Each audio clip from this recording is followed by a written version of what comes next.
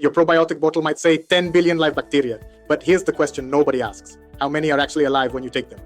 Because keeping bacteria alive isn't as easy as putting them in a capsule. Think about what that probiotic goes through. It gets manufactured, it gets packaged, it sits in a warehouse. Maybe it spends hours in a delivery truck, then it arrives at your home, and throughout that journey, heat, moisture, and time can reduce the viability of live microorganisms. That's the problem with anything that's alive. And here's where reading the label gets interesting.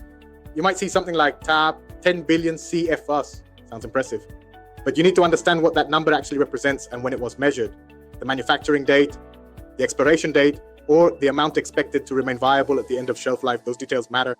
Now compare that with a postbiotic. A postbiotic doesn't need the microorganisms to remain alive. That's because you're working with inanimate microorganisms or their components. No bacteria need to survive the trip from the warehouse to your kitchen.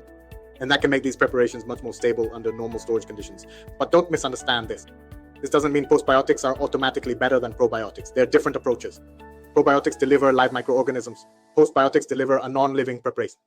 And the evidence depends on the specific strain or preparation, not just the word printed on the front of the bottle.